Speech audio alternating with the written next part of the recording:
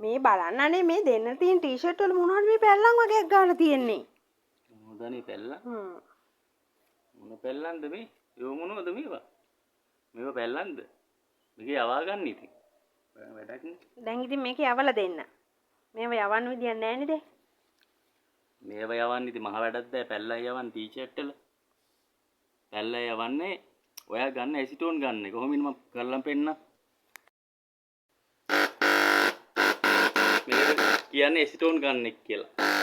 මේකේ මොකක් කර ඔයාගේ පැල්ලමක් ගෑවුනොත් එහෙම මේ ඇසිටෝන් ගන්න එකේ යවන්න පුළුවන්. මේකට දාන කිමිකල් එක තමයි ඇසිටෝන්. මේක කූල් ස්වභාවයෙන් යුතු කිමිකල් එකක්. බලමු අපි කොහොමද යවන්නේ කියලා. මේ රෙදි කෑල්ලක් ගත්තා. යටින් තිබ්බා. මේකට එතන ගියා. මේකේ ප්‍රෙෂර් ගතිය අපි මෙතනින් අදා ගන්න ඕනේ මෙතනින්. ප්‍රෙෂර් ගතිය වැඩි වෙන්න.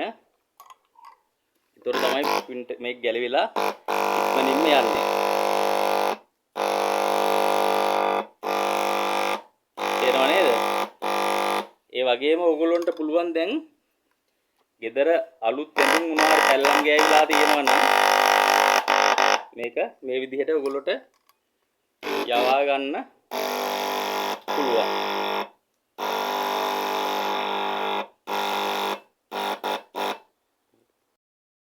ඔන්න ළමයි ඇසිටෝන් වලින් තමයි print එකක් ගෑවුනාම යවන්නේ. යවන්නේ ඇසිටෝන් ගන්න එකේ. ඉතින් ඕගොල්ලොන්ගේ ඇඳුම් වල මොනවා හරි පොඩි පැල්ලමක් තියෙනවා නම් ඒගොල්ලෝ විසික් කරන්න එපා. අපි ඕගොල්ලන්ට print එකක් ගහලා දෙන්න පුළුවන්. නැත්නම් ඕගොල්ලන්ටම අපෙන් ස්ක්‍රීන් එකක් ගෙනල්ලා ඩිසයින් එකක් දාලා ඕගොල්ලන්ටම print කරලා ඒක තව කාලයක් ඇඳුම අඳින්න පුළුවන්. නාස්ති කරන්න එපා. අරබරි මේස්ෙන් යන්න ඕන කාලයක් හැමෝටම. ඉතින් printing මල්ලිත් එක්ක හම්බ වෙමු මේ වගේ අලුත් දේවල් වලින්.